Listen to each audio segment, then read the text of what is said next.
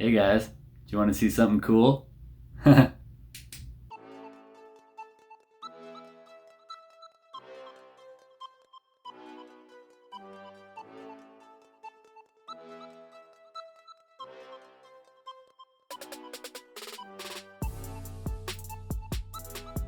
now it's time for everyone's favorite portion of the video, what's in the box? First, let's talk about this box. Very nice box. It tells you what you ordered, and it also gives you a breakdown of all the different variants in this particular light, as well as what's included. But why read these words when I can show you what's in the box? First we have, most importantly, a sticker.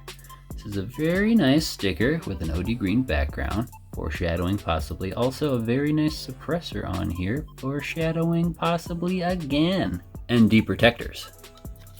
3 of them to be precise, and these are all black. Which one will I pick? Ooh, the suspense is killing me as well. Of course, what kit would be complete without our Cloud Defensive chapstick? Just kidding. It's an 18650 battery, you big silly. A Nitecore battery charger? What? You guys, you shouldn't have. If I had to place this charger, I'd say it's kind of in between an X-Tar, which is very basic, very small, very light, plugs in via USB cable adapter, and really only gives you the status bar of it's charging or it's done charging. That's pretty much it. This one is my Nitecore D2, and this gives you all sorts of information. It's got a heads-up display, so you know exactly what's going on with your batteries, and you can actually toggle in between each battery to see what the exact status of a specific battery is. That's pretty cool.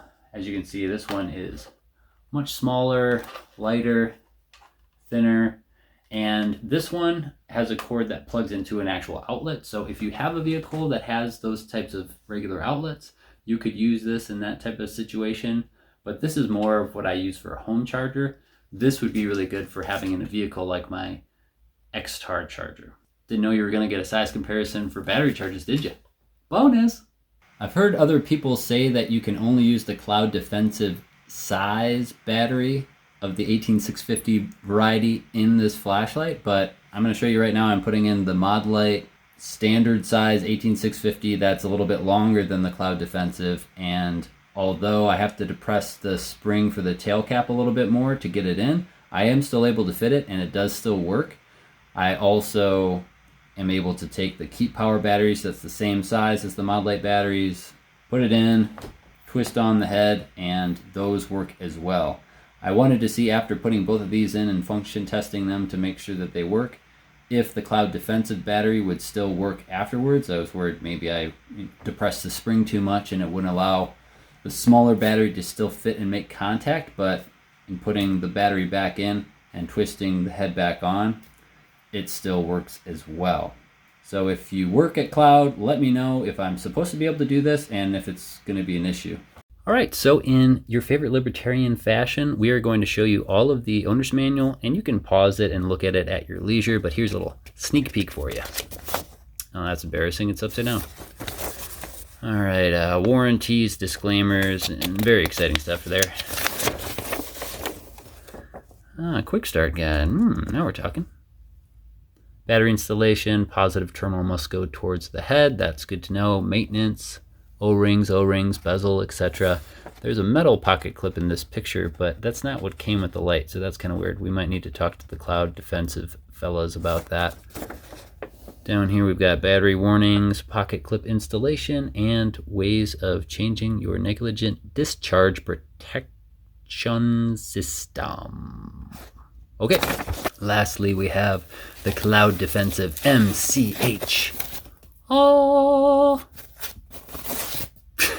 What is wrong with me? Let's get into this and go over some specs. Hey, how about we install this battery? Here's the battery that it comes with. It's kind of like a recessed or protected front piece. I don't know. I've never used a battery like this. All the Modlite batteries that I have that little nub sticking out. So this is kind of weird, but this is the positive end. So we're going to place this towards the head like it says in the instruction manual. Hey, before I do this, do you guys want to see inside of here? That's what it looks like inside there. This is what it looks like inside here. If anyone is super technical and knows anything good or bad about the insides of this, let me know in the comment section below. We're gonna go ahead and turn this on for the first time. I have never even put this battery in, because when you get the battery, it's completely dead and you have to charge it. So I've charged it all day, and now I'm ready to click on this light. It works! Now, as you can probably guess, I went with the high candela model, and it is click on, click off, that's it. There aren't a bunch of different modes like some of the ED there aren't a bunch of modes like the EDC model, which one of my buddies got. So if you guys want a comparison between those modes and brightness and candela and lumen levels and this one, let me know. But this is the high candela model, so this is 71,000 candela and 1100 lumens. While we're on specs, let's talk about them. This is 5.177 inches long. It's got a head diameter of 1.20 inches. It has a weight with battery of 5.175 ounces. It's got an IPX8 rating, fully submersible, 100 feet underwater for 24 hours. And it exceeds all ANSI Plato FL1 standards for impact and environmental resistance. It's got a lifetime warranty, made in the USA. What more could you want? Also, for this high candela model, it has a runtime of this. All right, let's put an ND protector on here. Which one do I want? Let's see.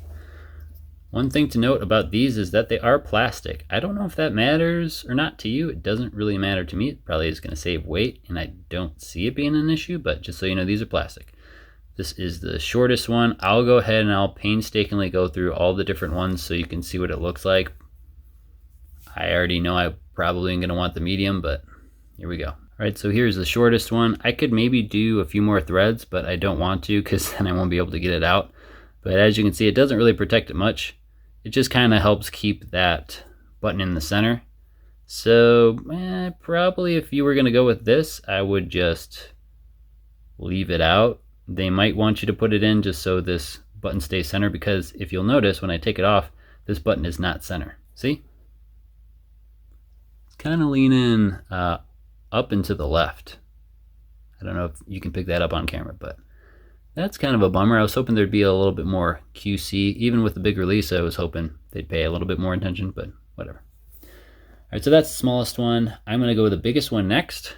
All right, here's the biggest one. As you can see, it pretty much makes it so the button is actually either flush or maybe a little tiny bit lower than this guard. So definitely not accidentally going to press this. And even if I try to put the middle of my thumb in, I really have to press down hard to get momentary, and I can't click from here. So if I want to click, I have to go in the middle, which might be good or bad for you. I think I'm going to go middle of the road and do the medium though. So I'm going to take this off, and you'll see the medium real soon. All right, this is the medium, and as you might guess, it's the middle of the road. The button sticks out a little tiny bit, but not a whole lot. There she is. So yeah, I'm not accidentally going to press it. If I really squeeze down, I can get momentary on. And then if I click in, I can get constant. So this is probably what I'm going to go with. I'm going to stick with the medium. And I kind of like that two-tone black and OD green right now. It's looking pretty good. Okay, so before we start playing with flashlights in the dark, let me just tell you a few observations that I've gleaned after getting this and playing with it a little bit. One is that as far as the coloration goes, this is supposed to be OD green. It does not look OD green. It looks more like a lime green, I'd say. This is all the same color, and then this part of the head is a brighter green, which I'm not super stoked about. It looks way brighter, I guess, or way lighter in this lighting, but it is shiny, so it is picking up a lot of light. And almost in this light, this looks like a darker shade. Like this is a shade, this is darker, then this is even lighter than this shade. It's kind of weird. Also, I don't know how well you can pick it up on camera, but there's already a scratch right here on the head. And I did not do that, because nothing that I have had around this light has been metal. Even my ring is a rubber ring, so I'm not sure how I would have done that. So that's kind of a bummer. I'm sure if I really wanted to, I could send this in and they would replace it because I'm sure they have super great customer service, but that was kind of a bummer. Also, this button is not only not centered as far as around this ring, it's kind of favoring up and to the left, but this logo, if you care and you're super OCD, this logo is not in line with the logo here. Oh gosh, that's pretty much it. Oh, the last thing is this pocket clip. The clip that was supposed to come with this was supposed to be a deep pocket, metal, low profile pocket clip. You saw it in the pictures in the owner's manual. It did not ship with that. It shipped with this Theorem. I'm not sure what this exact model of this Theorem clip is called, but it's the one without the switchbacks, without the ring.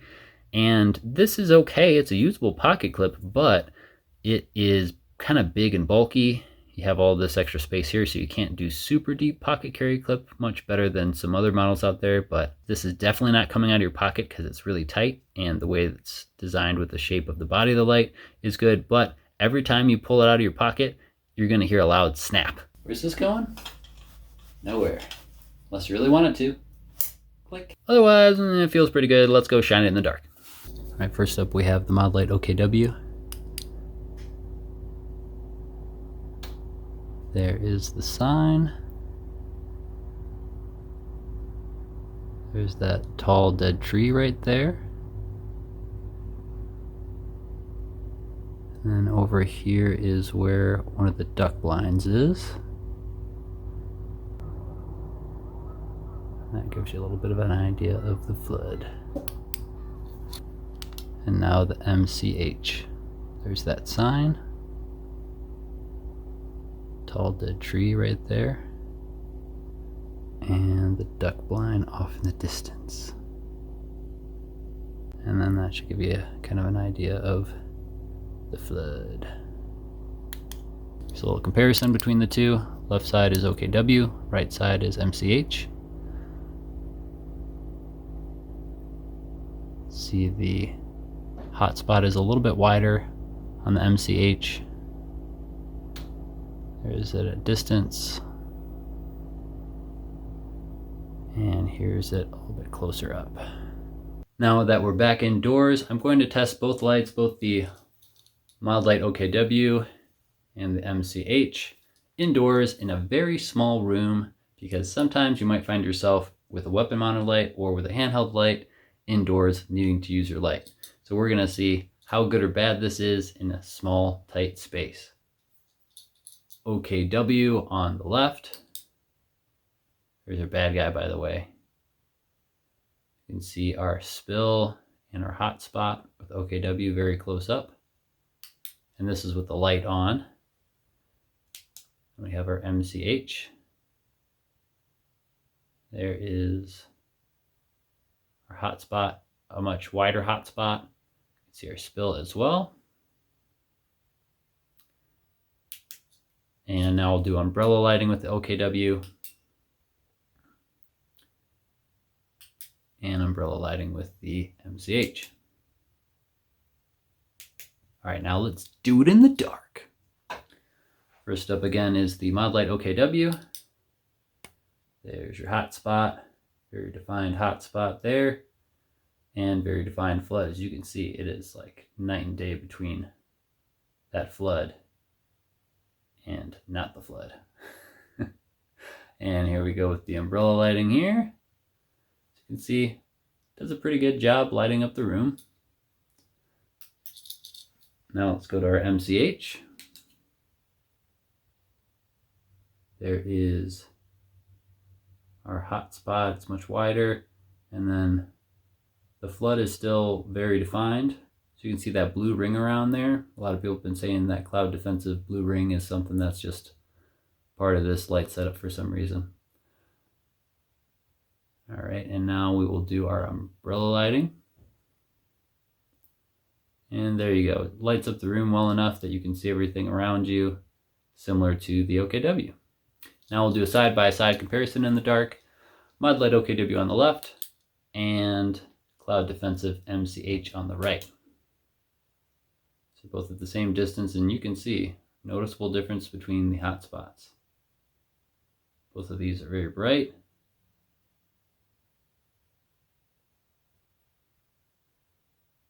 And there's a Venn diagram. Here's umbrella lighting for both. Coming back down. Boom. Boom. You're welcome. Final thoughts. Well, we've been on quite the journey with this light today, haven't we? We've done a fancy unboxing portion. We talked about kind of some pros and cons, I guess you could say. Did some in-depth outdoor and indoor beam comparisons. And this is just going to be my final thoughts on it. So far, I'm going to be EDCing this. This is going to be part of my everyday carry. And I'll probably have more information to update you with as I do that. This is a brand new light. Just came out from Cloud Defensive. I was one of the people who was lucky enough to get in right at the right time and snag one of these before it went on back order and at the special deal. They did not give me this light, by the way, and this was something I bought with my own money by selling my Modlite OKW handheld. Unfortunately, I don't have that specifically to show you against this light. I just have my weapon-mounted OKW, but I will say that one of the pro and con to this is that it's shorter as far as the grip goes than the OKW.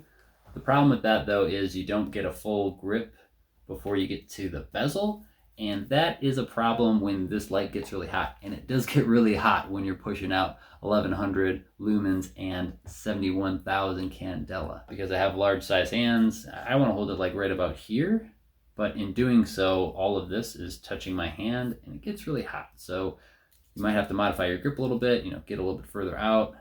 If you click it on, you can really put your thumb anywhere, but this just feels a lot more secure holding it like this. So that's something you might want to consider. This does get really hot, as did the Modlite OKW handheld, so really no difference there. The difference really is just that the body's a little bit longer and there's a little bit more standoff between your hand and the bezel. This video, for the most part, besides the unboxing and a couple things that I didn't like about this, was really just a comparison between this and the Modlite OKW. The reason that I'm using it is it's kind of like the standard. No longer is Surefire the standard really in weapon mounted and handheld really bright high candela flashlights. This is kind of what I have to compare it to, because this, up until the point that this was released and the Rain 2.0 was released, was the bee's knees. It's 69,000 candela, which was unheard of a few years ago. It also is 680 lumens, so not as high lumens, but still very usable lumens. Whereas this one is 1100 lumens, so even brighter for a large area and really good bright spill. And then this is 71 candela, so just slightly more as far as reach goes, but not something where I would say to the naked eye it's going to be super noticeable. And I would say that the big difference between these two heads or handheld combinations is that this is coming in at $100 or less than the Modlite OKW handheld setup, and that is huge. You're getting an insane value. Both products are made in the USA. This one is lighter, brighter, smaller, and you're getting it with a pocket clip and all the other accessories for $219 right now, I think is the back order price on their website. So insane value. Also, you don't pay extra for the special weird colorations. It's all the same price, whether it's black anodized or the other anodized colors. It's pretty cool. Boo! It's me, guys. It's just me. If you like this video, I'd really appreciate the like, and I'd really appreciate it if you could do all the silly YouTube algorithm stuff. It really does help the channel grow. I want to get information about this cool stuff out to as many people as possible and spread the message of self-reliance and liberty to all. Also, if you would like to see the EDC version of this light compared to the high candela single output version, let me know, because I do have a buddy that might be getting that one soon, and if I ask really nicely, he might let me borrow it to do some beam comparisons and a little video about that. So if you guys want to see that, you have to let me know in the comment section below if that's something you'd be interested in watching, because I'm not going to make it if you guys don't want to watch it. And as always, thanks for watching. Stay free. God bless. Wow.